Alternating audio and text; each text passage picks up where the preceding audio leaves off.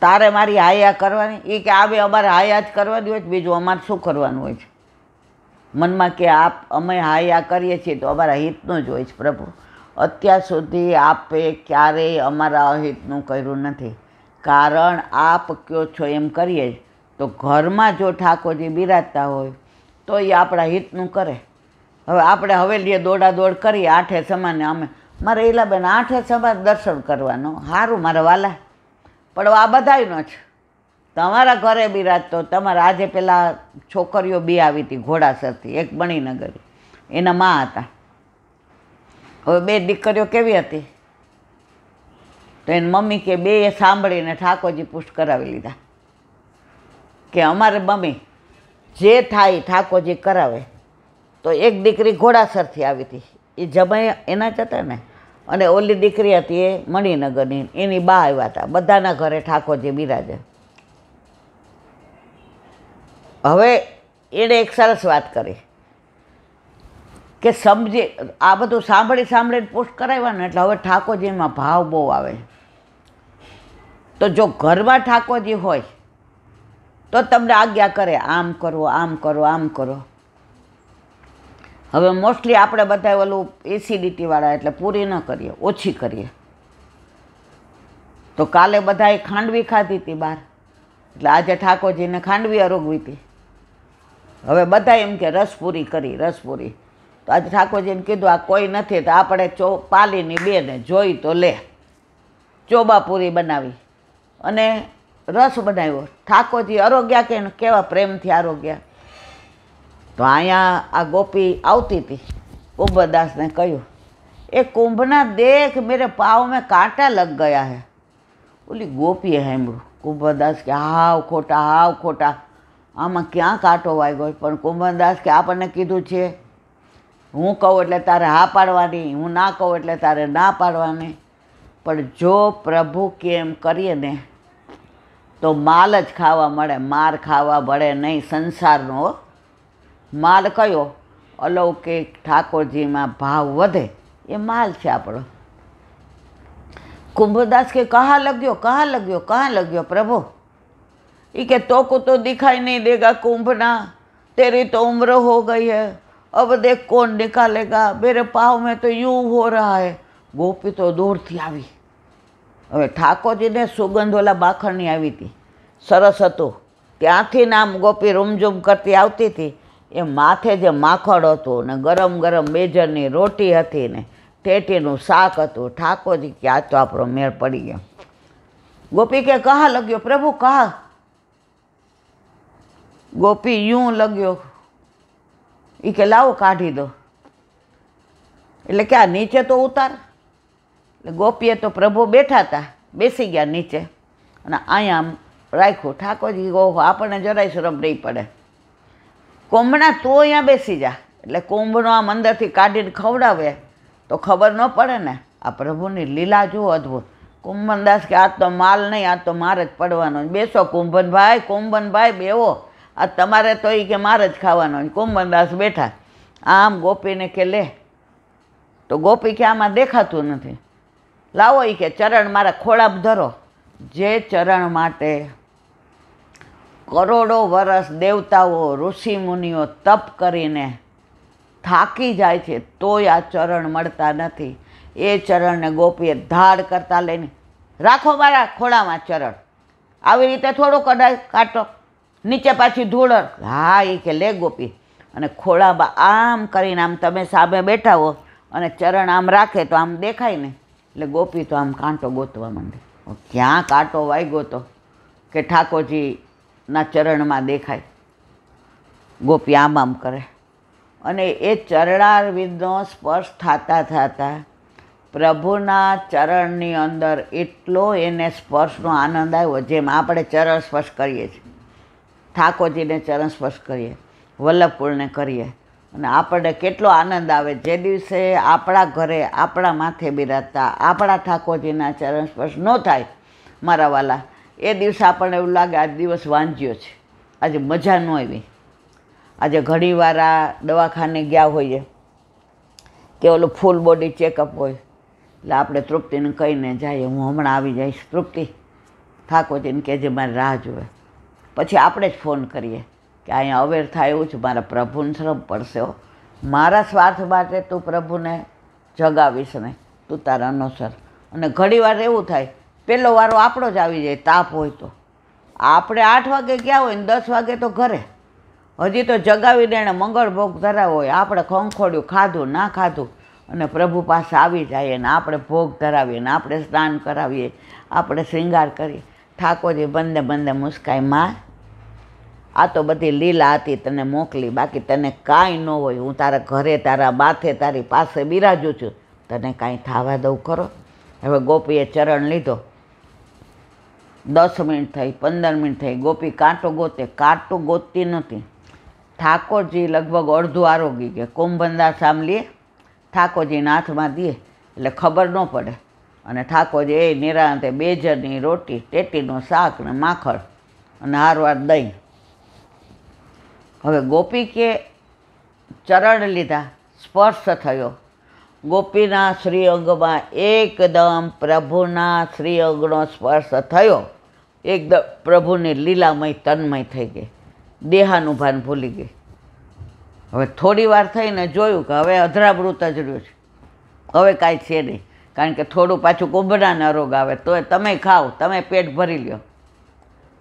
ગોપી જેવું છેલ્લે દહીં છાશ અરોગવા ગયા તો ધાર પડી ગોપી ઉપર. હવે એ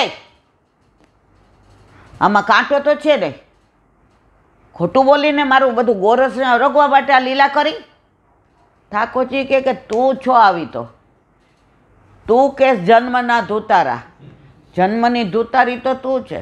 ખબર છે કાંટો નથી તો 1 કલાકથી મારો પગ મારો ચરણ લઈને ખોળામાં બેઠી છો, શું કામ? આમાં ધૂતારી તું કે હું? હવે બે વચ્ચે વડસડ જગે. હવે કુંભનદાસ કે હવે ભાગો, આનું બધું પૂરું થઈ ગયું છે, આને કાંટો વાગ્યો નથી. ત્યારે ગોપીએ ચરણ પકડી લીધા. એ પદ કમલ અબ હે પ્રાપ્ત ભય બહુત દિન રાધે. ગોપી કે આ ચરણ માટે તો અમે ભૂતલ પર અહીંયા આવ્યા છીએ વ્રજમાં, હવે આ ચરણ ગોદમાં આવી ગયા મારા વાલા, હવે છોડાય ખરા. અને ઠાકોરજી કહે છે કે ગોપી આ 56 ભોગનો આરોગનારો કેમ આ બધું આરોગે છે કે આ બધું સુખ તને આપવા માટે થઈને. તો ઠાકોરજી જ્યારે કાંઈ પણ લીલા કરે ત્યારે આપણા સુખ માટે કરે. ગોપી અતિ પ્રસન્ન થાય છે. કુંભનદાસ મારની બી કે ભાગ્યા, ટોપી લેવાય ન રહ્યા ને એનો પોતાનો ઉપરનો લેવાય ન રહ્યા. પ્રભુની આ નિકુંજ લીલા હતી. કુંભનદાસ ગયા, વનમાં કોઈ રહ્યું નહીં, નિકુંજમાં પ્રભુને ગોપી રહ્યા. આલિંગન રંભન પરિરંભન ચુંબન, ગોપીએ જે લીલા નહીં સ્વપ્નું સેવ્યું હતું એ આજે પ્રભુએ બધા જ મનોરથ એના પૂર્ણ કર્યા. પણ આ ક્યારે બને મારા વાલા? જ્યારે આપણા ઘરે આપણા પ્રભુ બિરાજતા હોય ત્યારે. બાકી આ લીલા યાદ ન આવે. અને ચરણ સ્પર્શ, તમે ચરણ સ્પર્શ કરો કોના? આજે કીધું રોજ ચરણ સ્પર્શ આપણને મળે, તમને, મને, તૃપ્તિને, આકાશને, સગુણને, આરાધ્યને. હવે ઘરમાં નથી બિરાજતા, આપણે મંદિરમાં જઈને કહી કે લો આ 1 લાખ રૂપિયા રાખો, તમે અમને ચરણ સ્પર્શ કરાવો. મારા વાલા કરાવે? તો ચરણ સ્પર્શ નથી મળતા ત્યાં સુધી આપણે અધૂરા. ત્રિલોકનો નાથ, બ્રહ્માંડનો નાથ, નંદનંદન, ગોપાલ, યશોદાનંદન, કૃષ્ણ, નવનીત પ્રિયાજી, બાલકૃષ્ણજી, મુકુંદરાયજી, ગોવર્ધનનાથજી, ગોકુલચંદ્રમાજી, મદન મોહનજી, મથુરાનાથજી, ગોકુલનાથજી, આ બધા એક જ સ્વરૂપમાં આપણા માથે બિરાજતા. આપણા ઠાકોરજીમાં બધા સ્વરૂપ બિરાજે. પણ આ ક્યારે બને મારા વાલા? જ્યારે આપણા ઘરે આપણા માથે ઠાકોરજી બિરાજતા હોય તો. બાકી તો હળીએ ચડેલા છીએ, ઘડીક થાય તો આ હવેલી ને ઘડીક થાય તો આ મંદિર, પણ તમને જે જોઈએ છે નહીં મળે. તમે રોજ લગ્ન મેળાવડામાં જાઓ, હવે નક્કી કરો કે આ સારો લાગે છે.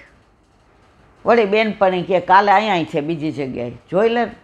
આપણે લગ્ન મેળાવડામાં જ આંટા મારીએ છીએ, હજી ઘરે ઠાકોરજીને પધરાવ્યા નથી ત્યાં સુધી આપણે હજી ફેરા ફર કરવાનું. પણ એકવાર ઠાકોરજી ઘરમાં પધારી જાય, આપણે ઓલા બીજી વાર હમણાં સાલમાં બતાવવા ગયા હતા, ઓલા બેન બિચારા ક્યાં રહેતા હતા, ઓલા આશ્રમમાં રહેતા હતા. હવે એમનાથી થતું નહોતું, એમની કિડની ફેલ હતી, એમના વરને એન્જિયોગ્રાફી કરાવવાનું હતું. તો કે ઈલાબેન આશ્રમમાં રહીએ, રૂમ અમે રાખ્યો છે, આમનું પેન્શન આવે. તો પહેલાં સખડી ધરાવતા હતા, હવે ઠાકોરજીને આશ્રમનું ધરાવીએ નહીં. એટલે અમારા બંગલાથી ને આશ્રમ ખાલી 15 મિનિટનો રસ્તો. એટલે સામગ્રી 3-4 દિવસની દૂધગરની કરી જાઓ ફીકું, એ 3-4 દિવસ ચાલે એટલે લઈ જાઓ. સવારે બધા ઉઠે એ પહેલાં નાહી ધોઈને હું તમારા ભાઈ ઠાકોરજીની સેવા પહોંચી ભોગ ધરાવી અનુસર કરી અને બહાર આવીએ. અને કારણ બધાય વૃદ્ધાશ્રમવાળા હોય એટલે કોઈ ટાઈમનો કે પ્રોબ્લેમ નહીં.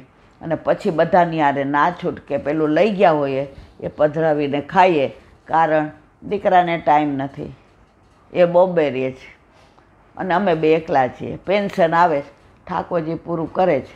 આ સત્સંગ સાંભળીએ ત્યાં તમે એક વાક્ય કીધું હતું, યથા દેહે તથા દેવે. એટલે હવે અમે આવે. મેં કીધું કાંઈ વાંધો નહીં, તમારા ગુરુદેવ, એ કે ગુરુદેવને બધી જ ખબર છે. મેં કીધું બસ જો સેવામાં કેવું છે, એમાં ઈલાબેનનું કાંઈ ન ચાલે. મારે કાંઈ વધુ ઓછું કરવું હોય ને તો મારા ગુરુદેવની આજ્ઞા લેવી પડે. એમ સેવામાં કોઈને કાંઈ હોય તો ગુરુદેવ વિના એમાં કોઈ વૈષ્ણવનું કશું ચાલે નહીં. કારણ કે હું તમારી જેવું તુચ્છ અદનો વૈષ્ણવ છું. તમને જેટલી ખબર પડે એટલી મને ખબર પડે, મને એનાથી વધુ કાંઈ ખબર ન પડે. પણ હા, બીજી કાંઈ પેલી હોય અને ક્યાંય વાંચ્યું હોય તો હું તમને જવાબ આપું. બોલો વલ્લભાધીશ હરિરાય મહાપ્રભુજી કી જય. વલ્લભ સાખી 76. યમુનાજી સો નેહ કરી यही नेम तोले, श्री वल्लभ के दास बिनु और न सोत जिस्नेह, श्री वल्लभ और न सोत जिसने. 76. यमुनाजी सो नेह करी यही नेम तुले. યમુનાજી એટલે આપણી માં. લૌકિકમાં દર જન્મમાં બદલાય, પણ આ અલૌકિકમાં પહેલાંય હતી, અત્યારે છે અને પછી હશે. અને આમાં આપણી અલૌકિક ચિંતા કરે. લૌકિક તો આમાં કરવાની જ છે. તો શું અલૌકિક કરે કે કરોડો જન્મથી વિખૂટો પડેલો આ જીવ વલ્લભે ભૂતલ પર પ્રાગટ્ય લઈ આ જીવને કરોડો જન્મથી વિખૂટો પડેલો શોધી અને આનો હાથ ગોવર્ધનનાથજીના હાથમાં સોંપ્યો. યાદ કરો 3 પદ. બ્રહ્મ સંબંધ જબ હોત યા જીવ को तब ही उनकी भुजा वाम फरके, दौर कर सोर कर जाय पिय सो કહે. સૌથી વધુ રાજી થતા હોય તો યમુનાજી. આપણા ઘરમાં આપણે ભણતા હોઈએ અને 12માં 97% આવે, બાપ રાજી થાય, ભાઈ બહેન થાય, દાદા, પણ સૌથી વધુ રાજી કોઈ થતું હોય તો આપણી માં. તો અલૌકિકમાં આપણે જે વિખૂટા પડ્યા હતા અને પ્રવાહી જોડે ભળી ગયા હતા, હવે એમાં વલ્લભે આ બધામાં આપણને શોધ્યા. આજે કાદવમાં એકલા કીડા હોય અને આપણા નાકમાંથી આ ચૂક એટલે કે આ હીરો પડી જાય, હવે એને શોધવો બહુ અઘરો, કારણ કાદવમાં પડ્યો છે, અંદર જીવાત છે, વાસ આવે છે. તો વલ્લભે આવા બધામાંથી આપણને શોધી અને આપણો હાથ ગોવર્ધનનાથજીમાં આપ્યો. ત્યારે આટલું બધું યમુનાજી આપણા માટે કરે તો તમે જુઓ, નાનપણથી જ વૈષ્ણવના દીકરા દીકરી હશે ને એને યમનાષ્ટક આવડતું હશે. બીજું કશું આવડે કે ના આવડે, બીજું કશું બોલે કે ના બોલે, પણ મંગલાચરણ અને યમનાષ્ટક દીકરો હોય કે દીકરી એને આવડે જ. કારણ કે છોકરું સૌથી પહેલાં બોલતા શું શીખે? માં કે બા.